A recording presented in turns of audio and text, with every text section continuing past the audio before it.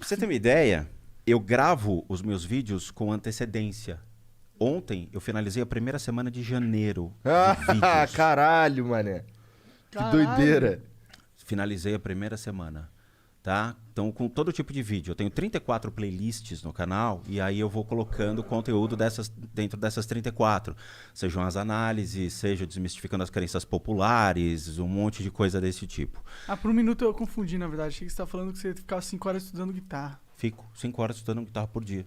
Sério? Sério. Eu achei que você tava falando... Agora eu confundi. Eu achei que você tava falando do teu canal. Pô. Não, cara, olha só. Ele Ontem ficando... ele finalizou a gravação dos primeiros vídeos de janeiro. Por que ele faz isso? Que aí ele tem, eu imagino, tem um tempo livre, entendeu? Entendi. Pra poder me dedicar aos estudos de música. Entendi. Então você é tipo o Renato Cariani, aquele cara que tem tudo... Foco louco. Tudo certinho. Assim, eu não conheço o Cariani. Eu preciso conhecê-lo. Cariani. Eu conheci, tô fudido, mano. Cariani, vamos fazer o Projeto Spook 2021. Aqui, ó. Isso aqui, ó. Essa meleca, essa pandemia me fez crescer 15 quilos. A culpa é da pandemia, né? Cara, o mal sempre vem de fora, né? O mal vem ligado. iFood. Os caras ficam me entuchando esses hambúrguer. Os caras chegam lá em casa com hambúrguer, eu não sei porquê, cara. Do nada. Aí, ó, tem uns hambúrguer aqui do capeta. Antes eu treinava 1h30 por dia, 1 hora. Aí não dá, cara. Dá pra ver que você tem um bracinho aí legal. Caralho, ele é fortão mesmo. Tipo, vai, tem o bucho agora, então a gente fala que é o Honda. Não, vai. Ainda bem que eu não sou o Dalcin, cara. Pensou, ia ser... O cara tá passando fome ali, rapaz. Mas vamos lá, vou explicar pra vocês todo como surgiu a ideia do canal e tudo mais, tá? Eu sou formado em administração de empresas, fiz uma faculdade que é a Mauá, tá? De lá eu entrei direto no mercado de capitais. Então eu fui trabalhar como analista de investimento. Trabalhei em corretora, trabalhei em banco, trabalhei em empresas. Foram mais ou menos uma jornada de 17 anos dentro do mercado financeiro. Eu fiz pós-graduação em games. Que maneiro. Maneiro. Fiz 2 escolas de games aqui em São Paulo. Então, para trabalhar com desenvolvimento de ambientes. Então, vocês veem aquele símbolo Epic.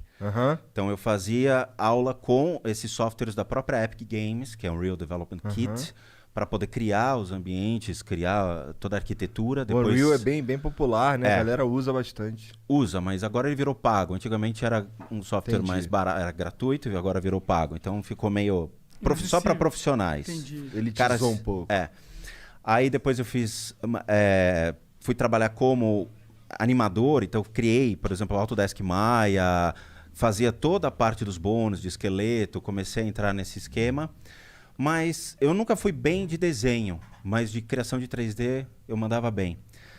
Depois disso, eu fiz um MBA em finanças, aí eu fiz na FIPECAF, ou seja, fui atrás de uma educação mais, vamos dizer assim, especializada para poder atuar na área.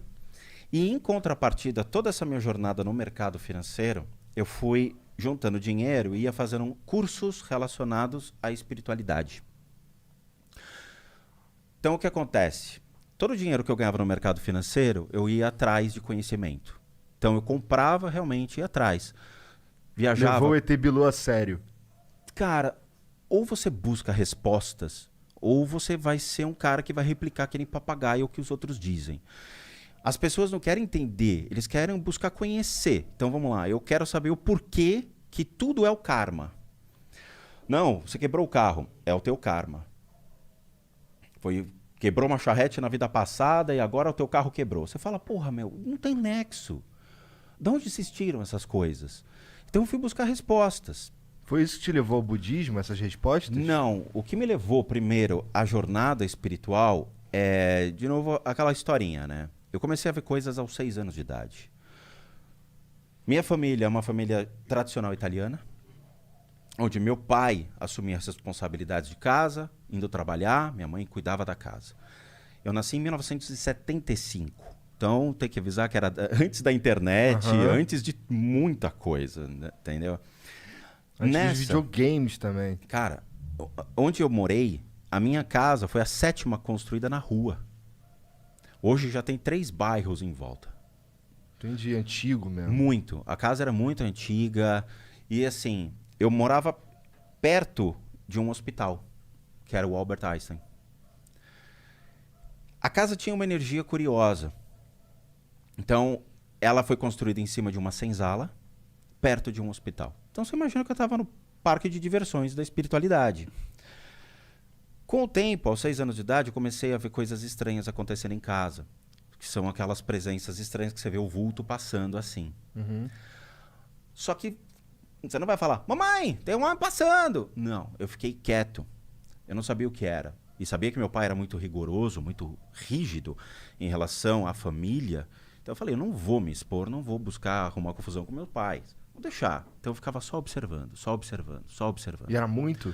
Eram muitos. Eram 6, 7 caras desse tipo. Eu vou te descrever como eu lembro deles, tá? Lembrando que o que eu tô te passando é uma ótica de uma criança. Sim, tá. 2 metros de altura, mais ou menos uma largura de 1,5 metro, com os olhos vermelhos. Acompanhava meu pai. Para onde meu pai ia, eles iam atrás. Eu ficava com medo. E eram vários desses aí? Eram tudo vários. bem parecido? E assim, bem parecidos já começa a complicar. Quando você tem diferentes obsessores, beleza. Mas quando você tem iguais, eles abrem margem para muitos problemas e muitos desequilíbrios. Ataques de raiva. Depende muito da maneira como eles se conectam, mas pode levar uma pessoa a ter surtos emocionais. Entendo. Tá? E eu vou te explicar muito legal todo esse conceito. Comecei a ver, mas fiquei quieto. E foi indo. Aos 10 anos de idade, a coisa foi piorando. A casa, naturalmente, gerou um toque de recolher. Então, eu tenho um irmão, a diferença é de 2 anos. Tanto meu irmão quanto eu, nós sabíamos que a casa tinha alguma coisa. Então, nós passamos a escutar coisas estranhas na casa. Um dos fatores, por exemplo, a gente não saía do quarto. Então, dava 8 horas da noite, todo mundo para a cama, porque no dia seguinte tinha aula. Só que a gente ficava acordado até mais tarde para ficar escutando sons estranhos, porque sabia que acontecia.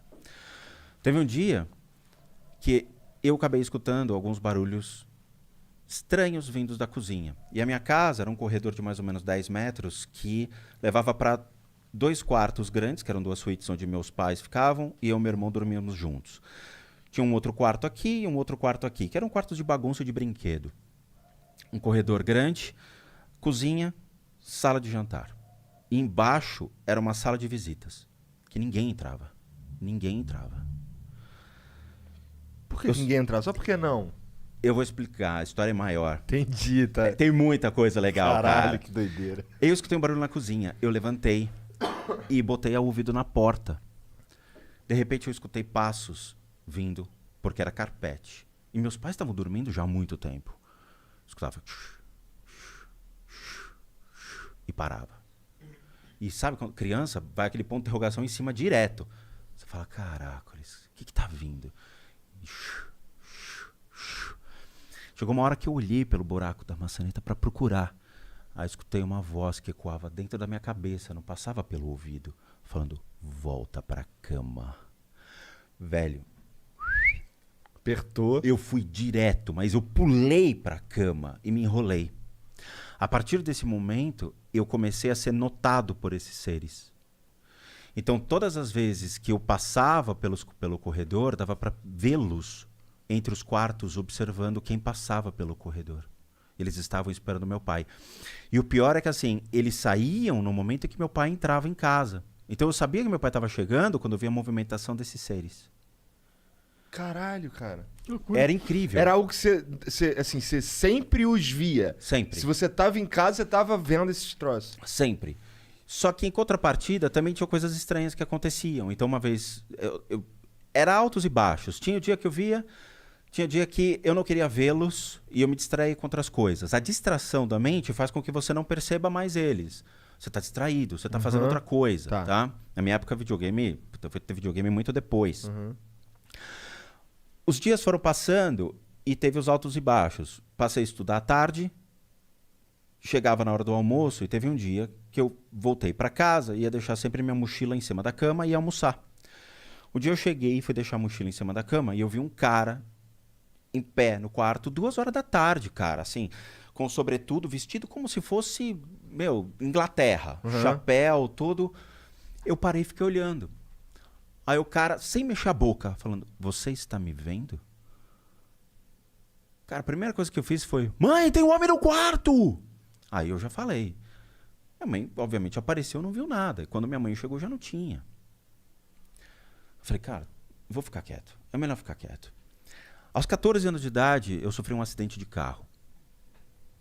Eu tinha um amigo, um vizinho que virou meu amigo, que morava na casa da frente. Era uma rua muito tranquila, a minha rua, cara. Não passava carro, não passava nada. Ninguém acessava aquilo, porque a avenida ficava de acesso paralelo. A gente não tinha rota de fuga como tem hoje, de trânsito. Não tinha trânsito na época. Entrei em casa para pegar uns brinquedos, fui me divertir com o meu vizinho da frente. Na época do G.I. Joe, Comandos em Ação. Legal. Puta, gostava bastante. Eu também curtia, a gente fazia uns fortes e ficavam invadindo Isso, mas já tinha uns fortes, mas a gente fazia nas árvores. Como tinha muita árvore, então tinha o paraquedista, a gente jogava. Era legal, o comandante cobra, o destro. Isso. Puta, adorava. Atravessei para mostrar os brinquedos pro menino. Deixei lá, quando eu voltei, apagou, eu não lembro de mais nada. Eu acordei, eu tava uma casa de diferença no chão. Então eu rolei a rua. Eu acordei, tinha passado a minha casa, passado a casa do meu vizinho, eu tava já na terceira casa, cara. Pra você ter uma ideia, porrada. Caralho. Eu levantei, aos 14 anos, tirei a poeira. O que aconteceu? Não aconteceu nada comigo. Nada. Eu entrei em casa. O carro era um Passat antigo de aço galvanizado. O capô do cara ficou assim. Na hora, o cara entrou, me pegou, me botou no carro e me levou pro Einstein. A única coisa que aconteceu, eu caí e bati a cabeça no chão. No que eu bati a cabeça no chão, tinha uma pedra e me cortou a cabeça. Só. Não quebrei nada. Só que aí tem um porém. Eu lembro do que aconteceu em termos espirituais. Eu entrei num túnel branco. Nesse túnel branco, eu lembro de estar subindo.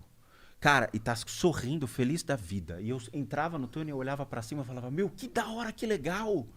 Chegou lá em cima, eu vi minha bisavó. Eu não tinha contato com a minha bisavó. Eu raramente a via. Quando chegou lá em cima, a minha bisa olhou pra minha cara e falou, Rô, não é a sua vez. Você pode descer. Eu desci muito rápido. E aí eu acordei. Que viagem, cara. Caralho. E aquilo ficou na minha cabeça. Eu falei, porra, então o túnel branco existe. Então essa bagaça é real. Porque eu vivia o negócio. Obrigado por ter assistido mais este corte. E agora eu vou ter que te dar aquela dica monárquica que é o inglês. O inglês é fundamental, cara. Se eu não soubesse inglês, eu não estaria aqui. Isso é muito verdade. Se você acompanha o Flow, você sabe disso. Então, vai aprender inglês, que é muito importante, cara. Tem um curso muito fera da wiseuponline.com.br/flow, ok? Esse é o link para você acessar. Que, pô, tem mais de 300 horas de conteúdo ali, tem professores nativos falando sobre vocabulário, sobre gramática, tem também documentários sobre situações reais que você pode ver lá fora e muitas outras coisas. Vai lá conferir, vai aprender inglês, que é importante, wiseuponline.com.br/flow.